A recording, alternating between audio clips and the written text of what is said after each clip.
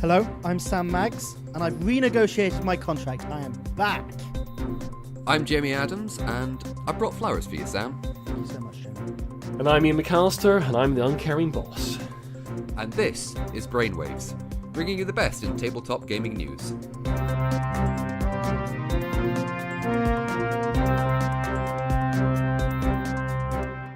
Here are the headlines for the week beginning Sunday the 24th of June.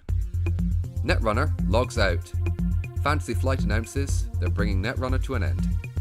Origins Award winners, award season rumbles on. And Monolith makes an interesting announcement regarding Kickstarter.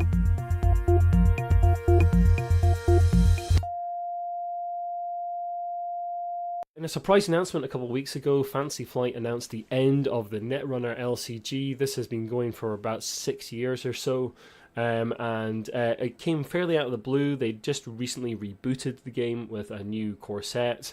The new cycle was doing a lot of good things for the game and the meta. Everyone's really enthusiastic about it. But something has happened in the background with the game, something to do with the license, which has now gone back to Wizards of the Coast, we believe.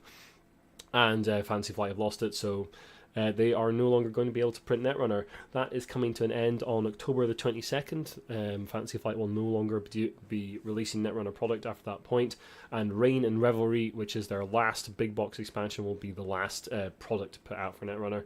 However, they are going out with a bang in September at the Worlds. There's a bunch of events announced there, including the creation of a couple of new cards that will be released to the community, and a bunch of other events. It's no doubt going to be a huge party. And I'm personally really sad to see the end of the game. I played it a lot over the last few years. It was a game where I made a huge number of friends, some of whom I still play other games with. I'll be really sad to see the game go, but as with all these things, and as someone who lived through the 90s CCG glut, it is very likely that a game like Netrunner will come back in the future, and there has been some speculation around the release of Cyberpunk 2077 as a computer game, that maybe Netrunner might see a re-release with that kind of theme around it. I think the FFG version of Netrunner has really brought it to, well, the world stage of what a card game can be, showing off what card games can be, a new type of competitive card game. I played it, the only time I played Netrunner was when the core set was released, originally, 6 years ago. And it was fantastic. The only reason I didn't get into it was because I didn't want to do anything else competitive and ongoing and kind of the money sink that those kind of games are. But I haven't played a game like it since. I hadn't played a game like it before. And much like all the games we're talking about, nostalgia coming back and loads of things being re-released, I think that the community's gonna be there for the coming years for actually to people take an interest in Netrunner and really think about... Yeah, I mean, let's not forget, Doomtown, which is another favourite of mine, has lived and died and lived and died and lived and died again. Yeah. And has managed that through the efforts of the community. And no doubt Netrunner will see the same thing with community-released expansions and that kind of thing. That is almost inevitable. One of the things I'd like to say about Netrunner is that throughout its entire run, it was always incredibly good at its diversity. The representation amongst the runners and the characters in the game was excellent across the board. That it's one of those games where they've really tried to represent a huge diverse range of race and sexual orientations and colour, and it's been absolutely fantastic for that. If you can absolutely find yourself, no matter who you are or where you come from, in Netrunner, and that's really great. And I hope that we'll see more of that from companies in the future. Certainly Arkham Horror LCG is also showing that kind of diversity already. And I hope that FFG carry that forwards and that other companies also learn from that example. On with awards season now, and this time it's the Origin Awards. So we're going to hit down the list and maybe just have a little chat about them as we go. We're going to start off with Board Game of the Year, and as it's been for the past 2 years, it seems... who knows when this game was released? Apparently it's 2018. It's Gloomhaven. What else? Iain, it's very good. Do you agree? You are the only person here who played. I mean, Gloomhaven will likely be my game of the year by the end of the year. Something's going to...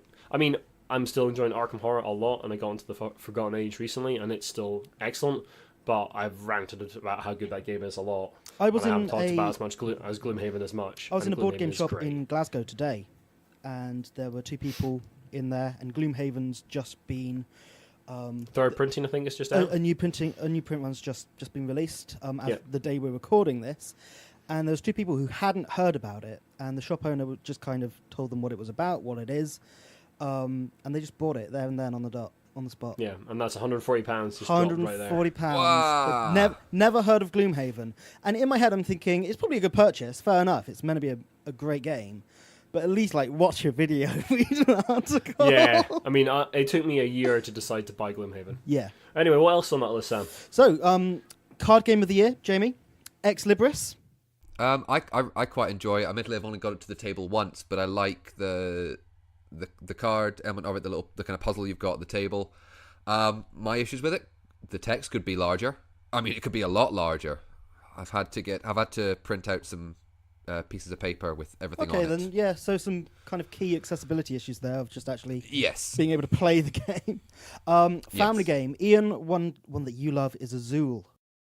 Azul is good. Yeah, I mean, I've only played it once as well, but it's in my collection at the moment, and yeah, probably deserved it. It's a great little family gateway game. Cool. Something totally fine. Something none of us have played, but we've all played D&D 5th edition. Best role playing game of the year is Adventures in Middle Earth, which uses the 5th edition system. Yeah, I'm sure it's fine. I know, Iain, you wanted Blaze in the Dark to win. Damn right. Blades in the Dark is an absolutely fantastic product, and everyone should play it. Well, it didn't win. Best role-playing game supplement of the year: Dungeons and Dragons: Xanathar's Guide to Everything. Great book. I've only just started running 5th, but yeah, that's a really good book. Yeah, I've only had a flick through. And the random tables for your character's background are absolutely superb. I love them. So good. Miniature game of the year, Warhammer 40,000 8th edition. I've played 2 games of it. It's solid. It's a solid edition of Warhammer. I hadn't played any beforehand. My only Warhammer experience is Sigmar, and then I went to 40k 8th edition. I've read the rule book, and it seems like they've made a lot of good streamlined decisions, but I haven't played it yet. Yeah, they absolutely have. Accessor of the year, Terraforming Mars organizer. I don't know. You're still organizing a product whose component quality is incredibly poor for the price. Best collectible card game at the end. Star Wars Destiny: The Awakenings set from Fantasy Flight. Yeah, I haven't played Destiny yet, but it's getting a lot of good press. Heard really good but things. It's I've seen it played games, quite a lot. Yeah, it's that whole thing of it being collectible in the sense the rare chasing. I totally think done you with get that period 5 cards in a pack, and one of those will be a card that's associated to a die. I got 3 boosters in a bag when I signed up to Tabletop Gaming magazine at UK Games Expo. Oh, cool. Did you? Yeah. You opened them yet? So maybe one of those might make me rich. Probably we'll see. Maybe. We'll see. Maybe. It's meant to be a good game. They won an award. Well done. Star Wars Destiny. I mean, no crazy surprises there. Like I say, I would have liked Blaze to win because I think it's a really interesting RPG doing something very different. Adventures in Middle Earth, I'm sure it's a fine product. Cubicle 7 produced really good stuff, but it's just a bit middle of the road. Yeah, I was having a look through the nominees just as you were talking there, Sam, and kind of a lot of the ones I wasn't surprised by some of them, especially things like the board games and the role playing games and the family games. Just going, it's generally a strong contender, and but at times I was going. Great Western Trail is nominated. I could be wrong. I thought Great Western Trail came out late 2016. Or same with Santorini, which was also nominated. But then again, I am known to be wrong multiple times. Monolith, creators of Batman Gotham City Chronicles, the other Batman game, and Conan, very large Conan box, has made an announcement regarding Kickstarter. Now, previously, they have said that Batman Gotham City Chronicles is only going to be available through Kickstarter. They were not going to sell it to retail at all. They apparently had a lot of trouble with Conan, and that's the reason why they lost a lot of money on distribution.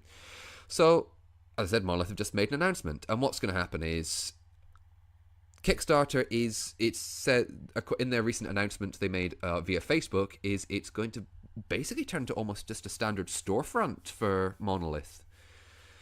Their reason being, reading their press statement was, according to them, traditional market, 60% of a game's value is retained by distributors and stores. The way that they're providing, or they're suggesting, is the profits and the money is shared equally. Basically, they can get more money from it. There's less go-between. And also, there's no risks. You don't have to worry about it being in print. And you potentially get a better bargain. But basically, what they're doing, they're printing the games before the Kickstarter even starts. So the games are finished and done and printed, and then they're using Kickstarter as a storefront. Sort of, yes. But they're saying this 1 month window is your only opportunity to buy the game. We've got X amount of copies. You'll only be able to get whatever it is within these 30 days. After that, nowhere. So their first game they're going to do is Claustrophobia 1643, which is the game that they're just. So wait, now. you'll only be able to get it through the Kickstarter, even though they'll have already printed however many copies it is. So what they're going to do, I'm going to read from their press statement right now. Okay. At the moment, we're using our cash flow to not only develop, but also to produce and deliver boxes of Claustrophobia 1643 to our hubs, 5,000 to US and European, without any backer or distributor having previously ordered them. So without the guarantee of selling them, as is usually the case in a classic circuit or on Kickstarter. As such, our pledgers will neither have to advance cash nor wait a long time before being delivered, or even fear there will be a difference between what is being shown during the campaign and what they will get once they are delivered, because all the games will already be waiting for their future owners in the warehouses of our local partners. Wow. I think that's madness. From Kickstarter's point of view, because Kickstarter have been arguing for years that they are not a storefront. Yes. They're absolutely not a storefront, and that is basically turning Kickstarter into a storefront. Yeah, their reasons are, crowdfunding has evolved as... I don't say a medium, but it's as a market. It's they want to talk more about the game, less about the money aspect of it. Saying stretch goal system is. We see organizations, we see companies like Call Me or Not. So they go to Kickstarter with essentially a finished product. You can download the rulebook, you can see lots of videos of the game being played, and that's essentially a finished project going to Kickstarter. And their Kickstarters aren't about the money; they're very much about the game. And fair enough, it might be unlocking this stretch goal, that stretch goal, but it's not saying, oh, we need the money to give you this rulebook, we need to give it this level of artwork, this level of component. They're very upfront of what the game is. So why can't other companies follow that kind of? I think it's a subject for a brainstorm sometimes, certainly, but I'd just like to say that I think that Kickstarter opening up a massive can of worms by letting Monolith do this on their site. Because it basically turns into Kickstarter into the thing that they say they are not, which is a storefront. See, they checked with them. They're saying they're not breaking any of the rules of Kickstarter. No, I'm sure they're not. No, and they're saying things like stretch goal system is a marketing gimmick. Of course it is. Of course you want to pitch in for the higher. A marketing gimmick they have used. Yeah, no, of course. But everyone who backs a Kickstarter is guilty of buying into the stretch goal marketing stuff. Yeah, and also they're wanting to attract, going to them again, attracting new pledgers. People who are okay to pay £60 to £100 and then wait a year, say, for their game. Or in the case of the Evil Dead 2 or Terminator, product is printed. 2 years for no game. Yeah, presumably the product will be delivered within like a couple of months. Their estimation is yes, that's what their point was. They don't need to wait for it, it'll be there. It's very odd. It's really strange. Let's move on.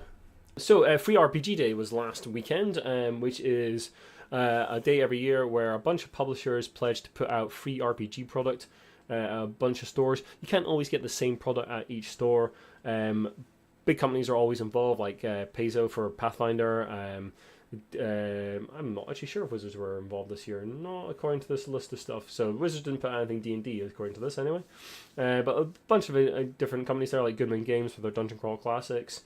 Renegade Game Studios released a little preview of their Kids on Bikes RPG, and most importantly, Lamentations of the Flame Princess, the excellent James Raggi, who produces fantastic D&D books inspired by metal. He released Eldritch Cock for Lamentations of the Flame Princess, his follow-up to last year's fantastic book Vaginas Are Magic. I mean, there's anything really more to be said about that. I mean, you can't really say anything about it, just going, well, they exist, they're things. Okay, Eldritch Cock does have a picture of a very large rooster on the front cover. I thought it might. Oh, that's more than appropriate, surely. Incredibly appropriate. Yeah. Speaking of Eldritch, there's been an announcement from Cool Mini or Not and Guillotine Games, two of the biggest names currently in board gaming. Eric M. Lang and Rob Davio have announced Cthulhu Death May Die. Players will attempt not to stop an alien god of the Lovecraftian mythos, but rather summon it accidentally or on purpose in order to, according to Cool Mini or Not's own press statements, shoot it in the face. It'll be a series of standalone episodes. There will be a 2-act structure in each of them, which will feature before the monster is summoned and after the monster is summoned.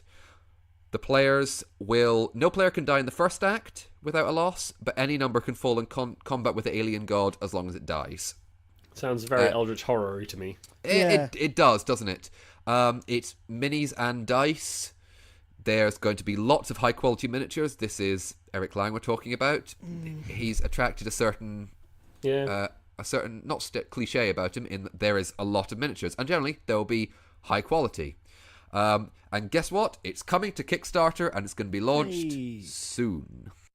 Yeah, I can't say I'm particularly bothered. I mean, Arkham Horror is basically the definitive Cthulhu game for me, as far as I'm concerned. Also, Arkham Horror, for me, has just made me look at, like, show me this, and it's like, you get 1 million amazing miniatures, and Arkham Horror, the card game, has just kind of made me just completely think about miniatures in a whole different way, and it's just like, great. I don't need those. We've got a few reprints coming out, reissues of games. So the first one is Arboretum. Iain, you said this is a game that you're very much looking forward to, been wanting to get your hands on it. Yeah, I've been trying to find it for ages. I think it would be a good one. I think my folks would really like it, but you haven't been able to find it at all for a couple of years at least. So I'm really excited to see it come back with some beautiful new artwork. Yeah, really looking forward to that one. I'll definitely be picking that one up. So that's coming in September, supposedly, from Renegade Games, in a very, very nice box. Yeah. Looks fantastic. And secondly, Z-Man Games, now part of the Asmodee group, as we all know, like everyone else is, have announced a reprint of Condotierre. This is building your army and growing your house across Italy. I played this years ago and I really liked it. It's a nice little card game. In a sense, it's kind of top trumps and chicken. In a sense, you put out cards until someone backs out, or you win by what you play. Yeah, it's an interesting small box game. Yeah, no, it's a nice game. It's relatively short. As I remember, it plays between 2 and 4 people. Am I correct there? Yeah. And it's nice. All new artwork, all new components. The board has been updated. Everything used to look a bit more, don't want to say bright and colourful because that makes it sound better. But everything's a little bit more worn now and a bit more in theme. But it's a great game. Check it out when it comes out. Last year, there was a game tournament called Unrivalled. It was predominantly in America, and it was an attempt to set up a board game version of esports. Last year, there was about 9 or 10 sets of games that we played in regional qualifiers throughout America, and the winners would fly to a big grand final in Las Vegas, and prize money was about $250,000. Didn't really hear much about it, and then this year they were going to do it again with a new selection of games that would include King Domino, Exploding Kittens, Evolution, and Champions of Midgard. However, this year the company Unrivalled has said they're going to have to cancel it and basically try and do better next time. They were not really seeing they could make much money. There's something to do with there were some problems in their parent company. Yes, their parent company, Umba Inc. I heard about this a couple of years back, and I thought it had died as an idea because it just didn't exist. I think it was predominantly an American thing, so maybe we didn't hear much about it over here for that reason. But I would have liked to have heard more about it, considering it sounds like a good idea. Yeah, possibly. I'd like to have seen if they continued what interesting games they do with it and how they're changing selection. Would there be running themes? Would there be one of like particular? Oh, there's gonna be one deck builder and one like partyish game or something like that. But it's a shame that it's almost an attempt at board games kind of going really big and trying to match, the furore that is not furore, but the madness that is esports. See, I don't know if board games ever really want to go there. One of the nice things about board games is they're more relaxed, slightly slower pace to things. No, that's true. That's true. But I think as an attempt to go big, you got to applaud them for trying. But it's a shame that it's fallen.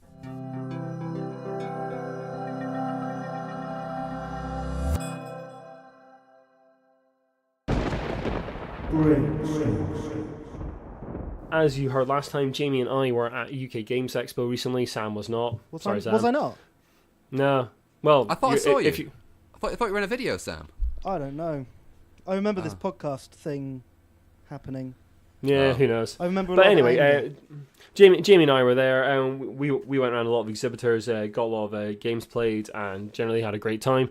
But one of the things that we noticed was that the quality of demos was extremely variable, and it's one of those things that you think we'd have gotten a little better at over the years. There's been a lot of conventions, a lot of time for that sort of knowledge to permeate out through the community. So we want to have a little talk about, well, why are we so bad at demos, and what makes a good demo? What makes a really solid demo? What do you think, Jamie?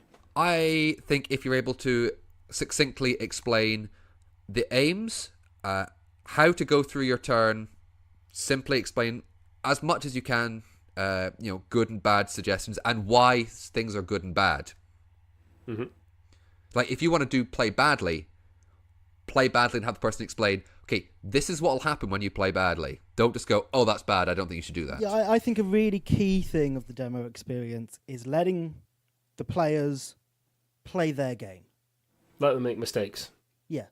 Just let people play the game the way they want to play it. Talk them through the game and what happens when you do this and why, just the elements of the game. But ultimately, that needs to be their game. That's the biggest thing for me anyway. To me, a demo shouldn't be much more than 20 to 30 minutes at most. I used to be a member of a group called the Collective Endeavor, and we would run RPG demos in 20 minutes. Of our RPGs usually have a 3 to 4 hour time slot, but we could give an impression of that game in 20 minutes without any problem. And that's what I want to see from companies. I don't want to be offered hour to 2 hour long demos. Completely, especially if you're an event like especially if you're an event like the UK Games Expo where you were, and you've got so many things to get around, and you do really only want to look at things for 20 minutes and move on, 20 minutes, move on. Yeah, a good demo should be the trailer for your game. It doesn't need to be the whole thing. And there was a really interesting thing that I've been thinking about a lot. I haven't put out my Expo Niggles post yet, but that's coming. And it'll be up on the site in the next couple of weeks.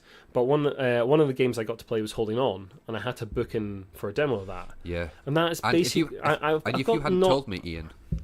I'm sorry, if you hadn't told me about the booking previously, I wouldn't have been able to get a game either. And I was actually surprised when you told me how many games are actually setting up like booking forms for this in the game. I think you did say something like 60. What was it, like 60 people out of however many tens of thousands got to play like the full first scenario from that. Yeah, I mean, I don't know if that's useful to the company, and that's maybe a completely different discussion to be had with people that actually run these things. But the thing that I really don't like about having to book in those demos is that how do you know those are there? If they were part of like the UK Games Expo app or the system, then everyone could get a fair shot at getting in those. That's are they fine. Not? But no, they're not.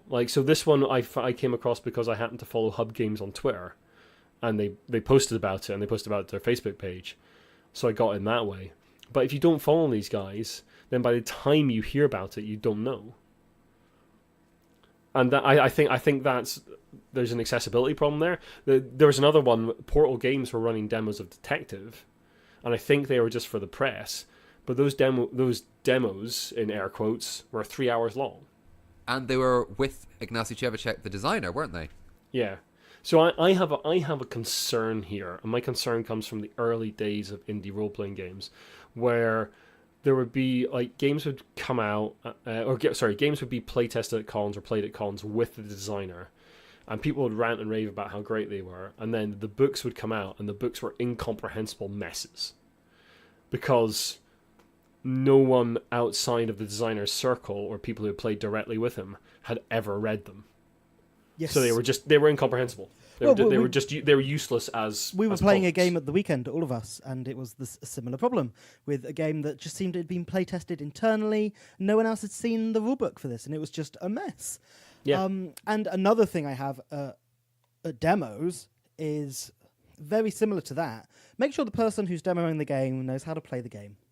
Oh, that but is knows a how to play the game bugbear of mine. Inside out. So if I ask a question mid-turn, I'm not waiting 10 minutes for someone to flick through a rulebook. It is a problem at things like UK Games Expo because a lot of the teams and companies that go there will have a large number of volunteers, and the extent to which those volunteers are trained, I don't know. But yeah, I agree with you. Like, there are times when someone will turn to another person and go, like, ask about a rule or that kind of thing. I was pretty lucky at Expo. I didn't get a lot of that, but I've certainly seen it before. I've happened once at the UK Game Expo when we were playing Gretchinz from Devere Games, and it didn't make the game worse for me. It just made me go, oh, come on. It just stops the flow a bit, doesn't it? Yes, yeah. And then when several years ago, when Sam and I and a friend were playing a game at Compulsion in Edinburgh, and the guy multiple times went, hold on a sec, and just turned around. He had the rulebook in front of him, turned around and spoke to someone else. And I think we kind of sat there going, yeah, well, okay. And I think that just stops your experience. If you're trying to get a demo of the game and actually your lasting thought is a stop-starting there's experience, no flow, no pace. And yeah, that just... Yeah, well, I released a game many years ago called Revenge of the Bee Movie, and that was like a 30-minute card game. I took it to one of the early UK Games Expos. I took about 100 copies, something like that. That was when Games Expo was much smaller. But my demo was only 10 minutes, despite the game only being 30. And it was just a quick in-out, show you a couple of rounds, let you play some turns, shove the product in your hand, take your money. And that's what demos should be. In the end, a demo is selling something, be that the leaflet to your coming Kickstarter, the board game that you can shove in their hands. In the end, you're going to Expo as a company to make money or get exposure, and you need to be churning through those people. I mean, maybe it's worth it for the... I mean, ideally, I think, and I'll be saying this in the article that's coming as well, I think the ideal situation would be like 20-minute short demos on the stall, and then like a second table maybe booking in longer demos. Yeah, I think, absolutely. or send someone to the free play area. And I take it with holding on, you could way. still approach the stall and talk to someone about the game. And yeah, absolutely. Yeah, they were talking people through it, but there was no sit down and play. Yeah, I am sure you could construct a 20-minute demo which would show you some of the mechanics and that kind of thing, and you could talk people through the game. I mean, it's harder with holding on, and if you want to go and check out... It's a scenario-driven game. It's just... It's a scenario-driven game, and if you want to go and check out my first thoughts on the site, you can. We'll link that in the show notes. But I am pretty convinced that most games can be boiled down to a decent 20-minute demo. And I'm offering right now, if you want, get in touch and I will help you make your 20-minute demo for your game. Because it's something that you should be able to do. I think another reason why they might be slightly longer is obviously, you've got all these ticked so many boxes, right? Say the theme of the game, you succinctly explain it. You explain the anatomy of the turn, X, Y, and Z, and then you explain to the players, and then you want them to try their own strategies as well. Unfortunately, it does mean that this eats more into the time. Yeah, but that's fine. No, that's fine. It's trying to find that nice balance. I think the other thing is communication. If you know the game inside out. And the thing is, if you're demoing it and you're explaining it, you need to remember that you might know this game, this little intricacy. People who are demoing it or playing it won't. They don't know this. So explain almost everything. I kind of disagree that I don't think you need to explain everything. I think you need a rough overview, and if something comes up, then you can mention it. Okay, well, there was a game you and I were playing. Was fine. There was a game you and I were playing, and the guy demoing it was kind of going, right, I'm doing this, and I'm doing this, and I'm doing this, and I'm doing this. And I was like, why? And he kind of said something, and it just kind of, it was almost like a hand wave. So I'm doing this because... Which game was that? Was it Hero Master? Oh, right, yeah, okay. And I felt like I had no idea. Like, I had a hand of cards. I didn't know what was going on. And I came, I'm doing this. And you went, oh, that's fine, because I'll just do this and gain X points, and this will improve my dice roll. Making a 20-minute demo is really hard. Like, making that short demo is really difficult. It's not necessarily easy. No. But I'm absolutely convinced it can be done. And you don't need to show all your mechanics. You don't even need to show your entire turn structure. You just need to give a flavor of the game. Like you said, it's a trailer. And like you guys were saying, if someone stops and turns around and talks to someone else, it's like you're streaming a trailer and it pauses halfway through to tick up. And you're just going to lose interest and want to go somewhere else. You're just going to lose interest and like turn it off. Well, it was another thing. It was another snappy and short. It was a slightly different thing, but I went to play Fog of Love with my partner, and we sat down, and I know Fog of Love quite well, and the guy explaining it, I listened to him. I played dumb because I wanted to see how well it was explained. And I sat there and I played it, and I listened to the guy explain it, and I went, okay, and you can pick up a bunch of things inherently from the game, but there are certain mechanics he didn't explain that if I didn't know what was going, I then turned to my partner and went, by the way, this is what he missed out. Yeah, I also think it's an odd game to demo. It's an odd game to demo, definitely, but there are certain mechanics that the guy didn't mention. I then turned to my partner and went, this is what this means. No, completely, yeah. Hold on to them for now. And this is not, I'm not completely knocking the guy, it's just, you got to remember there are like some things that you go, these will come up. That stall was way too cramped. They were trying to ram way too many people. They ran about 6 games of that. Too much in that space. A very small space. Yeah. But it was the hotness. It was surrounded by, the booth had the things going, this is a great game, this is a fantastic game, you got to buy this. From all different reviewers saying that. So of course they were going to try and squeeze as many people as possible. I completely agree. It was just, hopefully they should have got a bigger booth. I've also had some demos in the past that have started off kind of perfectly, exactly what we want to say. Here's your turn overview. Here's what you do during a turn. This is the overall outcome of the game. Boom. We're good. And then you finish that first turn, and then they're just like, so carry on and play a game. And it's just like, but I don't want to. I've played a turn. Yeah. I'm not here to sit for an hour and a half and play the rest of the game. I had a couple of that in last year's expo where myself and my mate Gaz, who were playing the demo, had to basically go, yeah, we're done now, and left. Yeah, that's another thing you have to do in demos is read your audience. Yeah. I mean, maybe that game's not for that person. That's entirely possible. If they look bored, just let them go. Say, okay, we'll wrap this up and let them move on. Don't insist they keep playing. That's bad. Yeah. But yeah, there's an element of like social interaction into like running a good demo. It's like you need to read the people you're demoing to. It's just one of those things. It is hard. It's difficult to run a good demo. I'm not for all that we're saying. You need to do this. You need to do this. It's still major props that you're doing this. You're doing this to hundreds, maybe thousands of people, and it's fantastic. And I don't have any experience with demoing games apart from games that I've played in my shelf to friends. I just go, fantastic. I bow to you guys. There's just small things that would just lift just that much. I just think it's one of those things that's not talked about enough in the industry. Is that like how do you do a good demo? How does that come about? And there seem to be a lot of different approaches. And I think if it was just a little bit more standardized, almost, if there's just a little bit more of a sort of regular approach to it, that'd be a lot better. Of like how to do this kind of stuff. Yellow, several years ago, posted an article, and it was just called "How to Teach Games Like a Pro." Demoing, teaching games, there's some overlap there, but it's kind of something I've been following. And their layout is, very quickly, six steps. A, game theme, very short. B, victory conditions and a game trigger. C, a very brief summary of the major parts of a round or turn. The anatomy of a turn, strategy, and post game. I think. Yeah, cause you can wrap up post game after the demo. You can say like, here's how the game ends, that kind of thing, and that's quite good. But yeah, so basically, 20-minute demos. That's what you want, folks. Especially if you're running a small stall, really fast, short demos. If you've got a bigger stall, then maybe a booked-in system.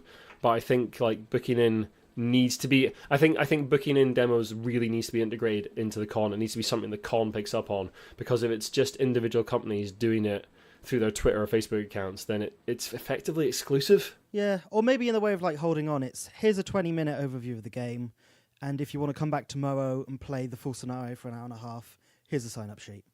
Yeah, something like that. Something like that. So, something like that would work really well for me. And there's lots of free play areas, so you could set up people in the free play areas and say, our free play team are over there. Go and play some games with them, or something like that. So yeah, we can all get better demos. There's always that little room for improvement. And like I say, I'm absolutely up for offering help with doing demos. Absolutely. Get in touch, folks. Get in touch, absolutely. And let us know if you've had good demos, bad demos. Get in touch with the show and let us know what you think makes a great demo, because we're always willing to hear different opinions.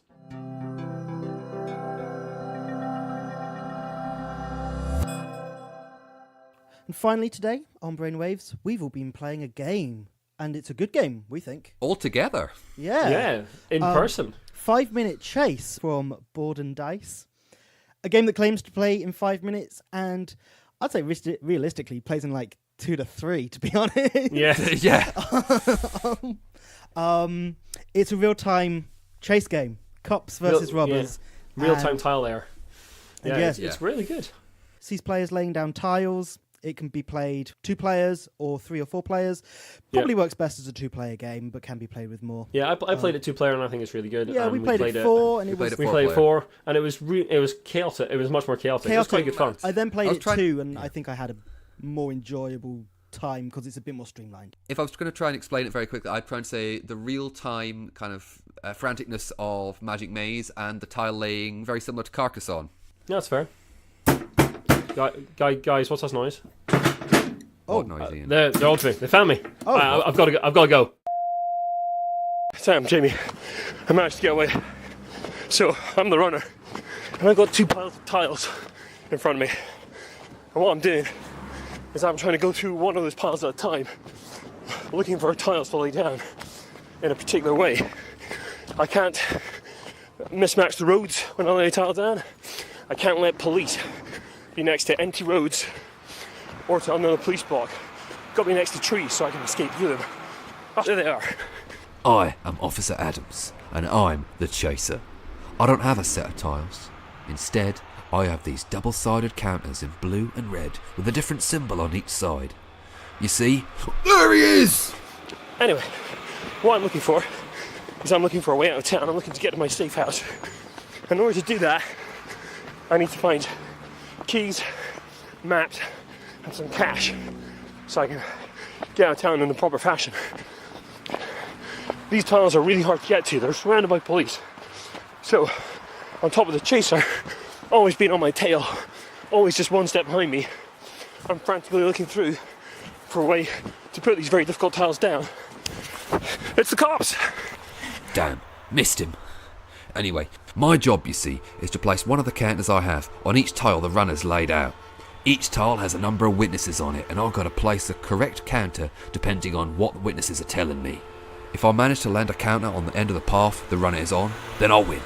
As long as I didn't make a procedural error. Once I've got all 3 down, safe house is easy to get to. It's surrounded by trees. There'll be no problem at all. But getting there's going to be a problem. Chaser's always on my tail. There's always that anxiety that he's about to catch me. And I've got to think fast and move fast, or I'm never going to get out of town. Quick, this way.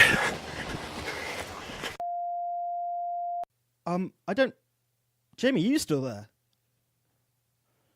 Jamie? So thanks so much for listening, everyone. Will Brainwaves continue? We don't know. But if you like what you've listened to, the best way you can help is just to share the podcast. Drop us a review and rating on iTunes. You can also follow us on Twitter @TheGiantBrain, Instagram GiantBrainUK, Facebook The Giant Brain. Our website is giantbrain.co.uk, and of course, just email us giantbrainuk@gmail.com. You can also support us via Patreon, a link that you can find on our website. And you'll find all the links to the news in our show notes. Whether we're back next week, who knows? Ian's gone, and I'm not getting anything free from Jamie. So you're going to have to follow us on social media to find out the future of the show. It's the only way. See you possibly soon. Thanks for listening.